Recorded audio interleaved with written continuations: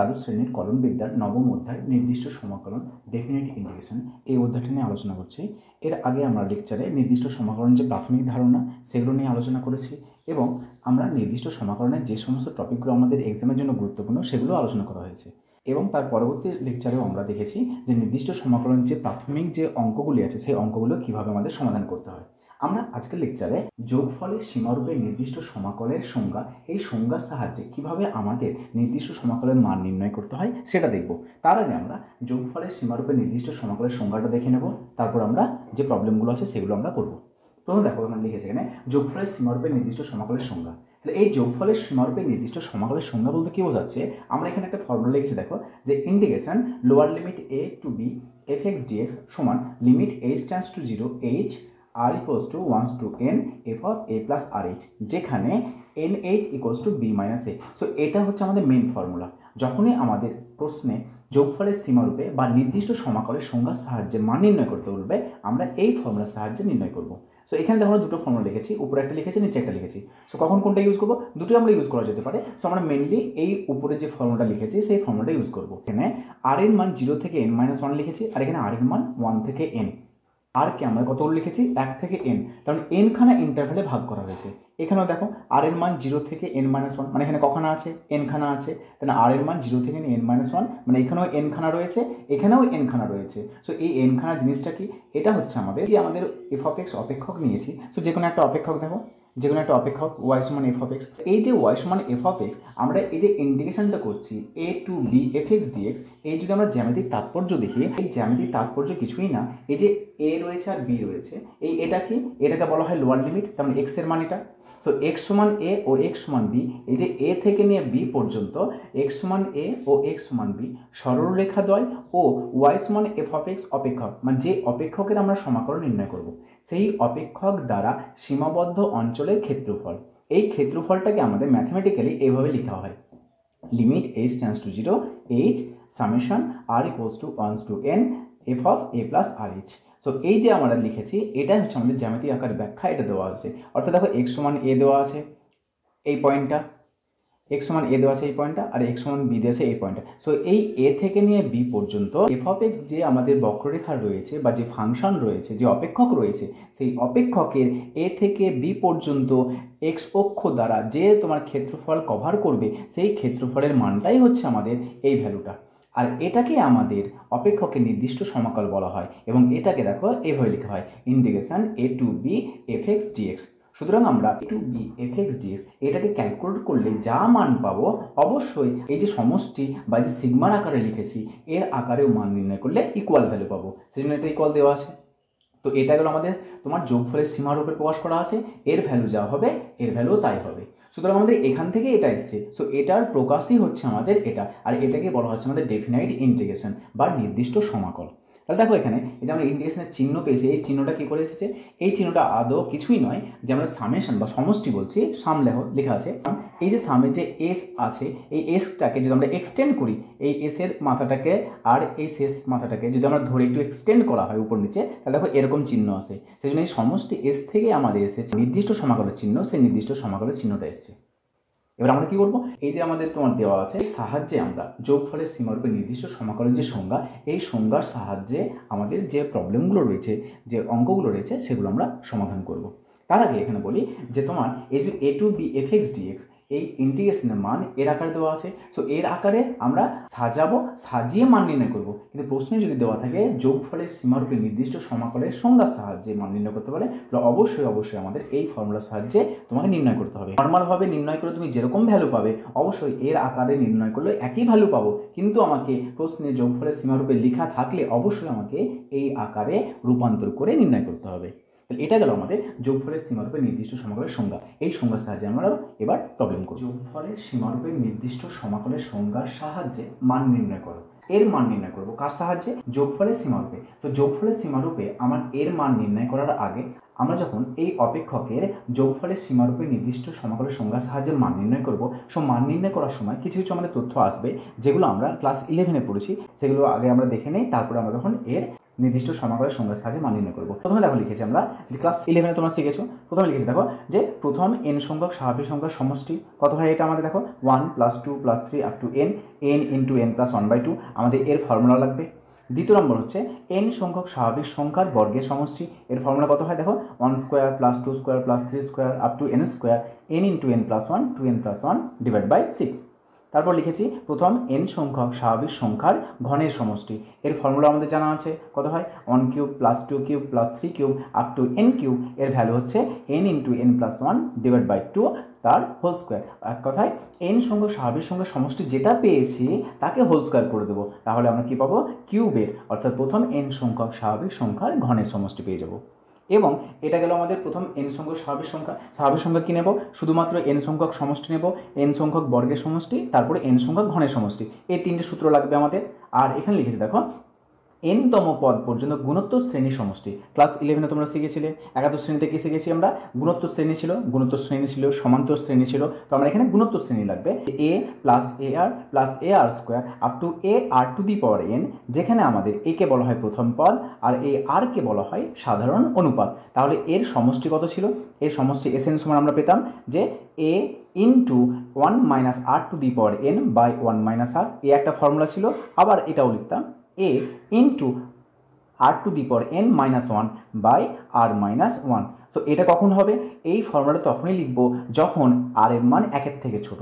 এক কথা দেখো নিচে লেখা আছে 1 - r, তাহলে r এর মান যদি 1 থেকে ছোট হয় তবে পজিটিভ আসবে, সেজন্য পজিটিভ টার্মটা লেখার জন্য আমাদের এই ফর্মুলাটা লিখব। আর এটাও দেখো r এর মান যদি 1 থেকে বড় হয়, তাহলে দেখো r এর মান যদি বড় হয় 1 থেকে, তবে তো এটা পজিটিভ টার্ম আসবে, সেজন্য মনে রাখার সুবিধা, এটা r এর মান যদি ছোট হয়, তার মানে এখানে যে আমরা সাধারণ অনুপাত পেয়েছি, সেই সাধারণ অনুপাতের মান 1 থেকে ছোট হলে এই ফর্মুলা লিখব, আর সাধারণ অনুপাতের মান r এর মান 1 থেকে বড় হলে এই ফর্মুলাটা লিখব। এর আবার একটা আকার আছে দেখো, যদি আমরা এর মান 1 বসাই, তাহলে এর মান যদি 1 বসানো হয়, দেখো প্রথম পদে 1 লিখেছি, তাহলে এর মান 1 বসানো হয়, দেখো এটা আমাদের এই আকারে লেখা যায় 1 + r + r² up to r⁴n। তাহলে এটা একটা গুণোত্তর শ্রেণী বুঝবো কি করে, একটা সংখ্যা থাকবে, সেই সংখ্যাটা দেখো পাওয়ারের আকারে বাড়বে, দেখো এখানে 0 ছিল, r⁴0 r⁴1 r², তারপরে r⁴n, n-তম পদ পর্যন্ত গেছে। এখানে দেখো 1 কিছু নেই, মানে r⁴0 আছে, r1 r2, তারপর দেখো r⁴n, তাহলে কোনো একটা নাম্বার যে তার পাওয়ারগুলো বাড়তে যাবে এবং প্রত্যেকটা কী থাকবে, সমষ্টি আকারে থাকবে। তাহলে এটারও ফর্মুলা কত হবে 1 - r⁴n / 1 - r, অথবা r⁴n - 1 / r-1। উপরটা নেব যখন r এর মান 1 থেকে ছোট হবে, আর নিচেরটা তখনই নেব যখন r এর মান 1 থেকে বড় হবে। দেখো আমরা বেসিক, এটাকে আমরা এ দিলাম, তো এই বেসিকের মধ্যে আমরা কিছু জিনিস দেখলাম। এরপরে আমরা অপারেটর, এখানে আমাদের কনসেপ্ট রয়েছে, সেটাও আমাদের কাজে লাগবে। সেটা হচ্ছে আমাদের এই সিম্বলটাকে কি বলা হয়, এটাকে বলা হয় ক্যাপিটাল সিগমা অথবা সামেশন। এই যে সিগমা রয়েছে, এই সিগমারও আমাদের কিছু এখানে ফাংশনের অ্যাপ্লিকেশন রয়েছে, সেই অ্যাপ্লিকেশনটাও আমরা দেখবো। সো তার আগে এর বেসিকটাও দেখে নিই। দেখো এটা বলা হয় আমাদের ক্যাপিটাল সিগমা বা সামেশন। এটাকে আমাদের কিভাবে নির্ণয় করতে হয়, দেখো এখানে লিখেছি যে সিগমা, এখানে r এর মান 1 থেকে নিয়ে n পর্যন্ত, এখানে ভেতরে r লিখেছি। তাহলে এখানে বলছে এই যে নিচে লেখা আছে, এই লেখাটা নিচে যেটা আছে সেটাকে বলা হচ্ছে নিম্নসীমা বা লোয়ার লিমিট, আর উপরে যেটা লেখা আছে সেটা হচ্ছে আপার লিমিট বা ঊর্ধ্বসীমা। দেখো নিচে এই r এর মান 1 থেকে নিয়ে 5 পর্যন্ত, তার মানে লোয়ার লিমিট কত আছে 1, আপার লিমিট কত আছে 5, r সমান 1 লেখা আছে। তাহলে এখানে যেটা থাকবে, যার উপরে সিগমা দেওয়া থাকবে, কার উপরে সিগমা আছে, এখানে r এর উপরে সিগমা আছে, তাহলে ভেতরে যেখানে যেখানে r থাকবে সেখানে 1 থেকে নিয়ে শুরু করে 5 পর্যন্ত মান লিখবো, প্রত্যেকটা স্বাভাবিক সংখ্যা লিখবো, অন্য কোনো সংখ্যা না। তাহলে এখানে r এর মান কত লিখেছি 1, তাহলে এই যে লোয়ার লিমিট 1 থেকে নিয়ে 5 পর্যন্ত বলতে বোঝাচ্ছে 1 নেব, 2 নেব, 3 নেব, 4 নেব আর 5 নেব, 1 থেকে শুরু করে নিয়ে 5 পর্যন্ত শেষ করব। কিন্তু মিডিলে কি আসবে, মিডিলে সব প্লাস প্লাস চিহ্ন আসবে, এটা আমরা সমষ্টি হিসাবে ট্রিট করি বা ব্যবহার করি। সেই জন্য এই যে r এর মান রান করছে, কত রান করছে 1, সো 1 থেকে নিয়ে 5 পর্যন্ত। সো ভেতরে যেখানে যেখানে r থাকবে সেখানে মানগুলো বসাবো। এখানে r আছে, r এর মান প্রথমে 1 বসাবো, তারপর প্লাস চিহ্ন দেবো, r এর মান তারপর কত নেব 2 নেব, 2 বসাবো, তারপর প্লাস চিহ্ন দেবো, তারপর r এর মান কত নেব 3 নেব, প্লাস বসাবো, তারপর কত নেব 4 নেব, প্লাস বসাবো, তারপর কত নেব 5 নেব, আর কিন্তু বসাবো না প্লাস। কেন? কারণ আপার লিমিট কত আছে 5, মানে 1 থেকে শুরু করে নিয়ে 5 পর্যন্ত যাব এবং প্রত্যেকটা সংখ্যাগুলিকে লিখবো আর মাঝখানে যোগ দেব। এই সংখ্যাগুলো কেমন আসবে?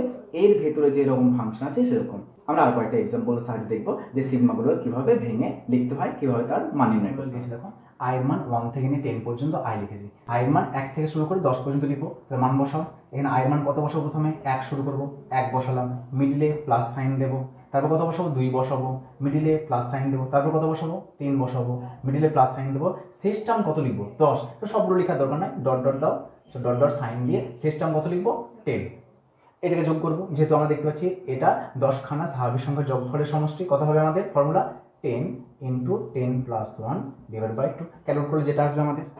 তারপর next sigma r = 1 to 20 r + 2। তো দেখো আমাদের এখানে আর কার মান রান করছে? আর এর মান। আর এর মান 1 থেকে 20 পর্যন্ত। তাহলে এই ভেতরে যেখানে যেখানে আর আছে সেখানে সেখানে আমরা রান করাবো। সেখানে যেখানে আর আছে মান বসাও, এই টোটাল ব্র্যাকেটটাকে একটা ভাবো। তাহলে এরকম ভাবে লিখবো, আর এর মান বসাবো 1, তাহলে 1 + 2।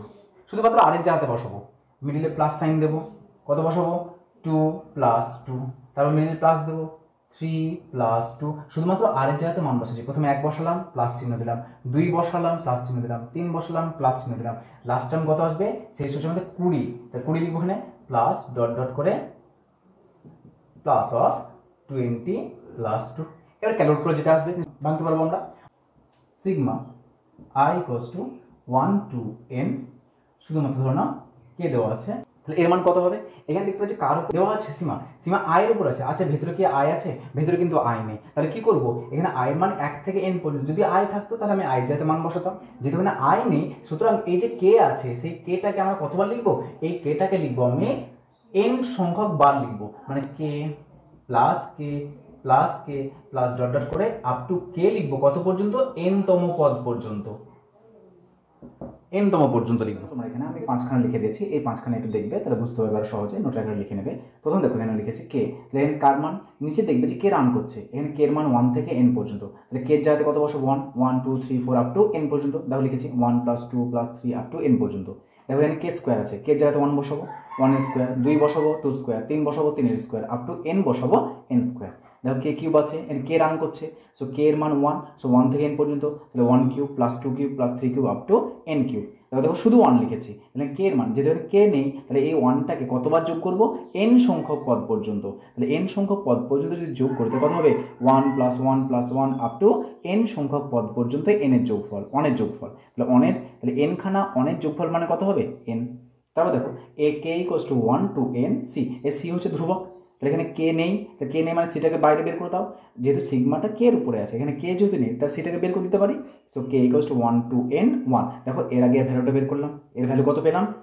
সি এন পেয়েছি, তাহলে এই সি এর সঙ্গে এনটা গুণ হয়ে যাবে। তাহলে এইভাবে আমরা যখন যোগফলের সীমারূপে নির্দিষ্ট সমাকলের মান নির্ণয় করব, আমরা এই অপশন দিয়ে যে সমস্ত তথ্যগুলো দেখলাম আর এই যে সিগমা, এই বেসিকগুলো কিন্তু তোমাদের ওখানে খুব হেল্প করবে। এরপর আমরা দেখব যে যোগফলের সীমারূপে নির্দিষ্ট সমাকলের সংখ্যার সাহায্যে কিভাবে মান নির্ণয় করব। প্রথমে আমরা কি করব? যোগফলের সীমারূপে যে আমাদের ফর্মুলা ছিল সেই ফর্মুলাটা লিখো। Integration a to b fx dx, কত হয় এটা আমাদের? Limit h tends to 0 h sigma r = 1 to n f of a plus rh। তাহলে বলো তো এটা যদি আমরা দেখো এখানে লেখা আছে কত? a to b fx dx, এখানে কত লেখা আছে? 0 to 1 fx dx। তাহলে fx এর মান কত এখানে? সো এখানে তুলনা করে নেবো। এখানে দেখো a লেখা আছে নিচে, আচ্ছা এর মান কত দেওয়া আছে? কম্পেয়ার করো। এর মান দেওয়া আছে 0। উপরে দিয়ে তাকাও, এখানে 1 আছে, উপরে কত আছে? b। সো b এর মান কত হয়? 1। সো এখানে এর মান পেয়ে গেছি, b এর মান পেয়ে গেছি। এখানে আমাদের nh এর মান কত হয়? nh = b - a। So nh এর মান বের করো না। অতএব nh = b - a = 1 - 0 = 1। এখানে nh এর মান কত বললাম? b - a। b - a বলতে b এর মান 1 1 বসিয়েছি, আর এর মান 0 0 বসিয়েছি। সো 1 - 0 = 1। সো আমরা এখানে তুলনা করে এর মান b এর মান বের করলাম। এবার দেখো এখানে fx আছে। আচ্ছা বলতো fx এর মান কত দেওয়া আছে? fx বলতে দেখো ইন্টিগ্রেশন সাইন আর dx, তার মাঝখানে যেটা আছে বলতো ইন্টিগ্রেশন সাইন আর dx, তার মাঝখানে কে আছে? দেখতে পাচ্ছি x রয়েছে। তাহলে এটাই হচ্ছে আমাদের এফ অফ এক্স। তো এখানে এফ অফ এক্স কত, এফ অফ এক্স সমান এক্স। দেখো আমাকে এটার পরিবর্তে আমি এটা লিখবো, এটা হচ্ছে আমাদের নির্দিষ্ট সমাকলের সংজ্ঞা। তাহলে এটা লেখার জন্য দেখো এই ভেতরে কে আছে, এই ভেতরে কি হচ্ছে f of A plus R H. তাহলে f of A plus R H এর মান বের করতে হবে। তো এখানে লিখছি অতএব f of A plus R h. আগে সমস্ত মানগুলো বের করে নাও। F of A plus R h, আচ্ছা এর মান কত বলো, জিরো। তাহলে জিরো বসাও। তাহলে এফ অফ, আচ্ছা এর মান জিরো বসালে কত আসবে, zero plus R H equals to F of R H. তাহলে আমরা এখানে এফ অফ এক্স আছে, এই এফ অফ এক্স এর ইন্ডিকেশন করলে এখানে F of A plus R H আছে। তাহলে বলতো এখানে কার ইন্ডিকেশন করবো, এখানে এফ অফ এক্স এর মান দেখো এক্স দেওয়া আছে। তাহলে এই এফ অফ এক্স সমান যদি এক্স হয় তাহলে নিশ্চয়ই এফ অফ আর এইচ এর মান বের করতে পারবো। কি করে বের করবো, ক্লাস 11 শিখেছো তোমরা। এখানে এক্স এর পরিবর্তে আমরা কত বসাবো, আর এইচ। তাহলে বলতো এখানে এক্স এর পরিবর্তে যদি আমরা আর এইচ বসাই তাহলে কত হবে, যেখানে যেখানে এক্স আছে সেখানে সেখানে আমরা আর এইচ বসাবো। তাহলে এফ অফ এক্স সমান এক্স, তাহলে এখানে আর এইচ বসাচ্ছি, তাহলে কত হবে আর এইচ। তাহলে বলতো এই যে F of A plus R H এর মান কত পেলাম, আর এইচ। তোমরা এই যে ইন্টিগ্রেশনের ফর্মুলা দেওয়া আছে, এই ফর্মুলা তার সঙ্গে a b n h f x f of A plus R h প্রত্যেকটা এই মেন খাতাতে অঙ্কন করবে, মেন খাতাতে এগুলো করে দেখাবে। পাশে আমরা বাম দিকে এবার এটা করবো, সেটা ডান দিকে লিখে রাখবে, বাম দিকে এটা ফর্মুলা লিখো। সো এটার পরিবর্তে কত লিখবো, এই টোটালটার পরিবর্তে দেখো এই সিগমার আকারে যেটা আছে এটা হচ্ছে ডেফিনেশন, এটা লিখবো এখানে। So limit H tends to 0 H sigma R equals to 1 to n। আচ্ছা F of A plus R H, F of A plus R H মান কত পেয়েছি দেখো, F of A plus R H এর মান দেখো কত পেয়েছি, আর এইচ পেয়েছি। তাহলে এই আর এইচ এর মানটা এখানে বসিয়ে দেবো, আর এইচ। দেখো sigma R equals to 1 to n R H এর মান কি নিয়ে রাখবো, একটু আগে আমরা শিখলাম কিভাবে এগুলো বের করতে হয়, তার মান বসিয়ে দাও।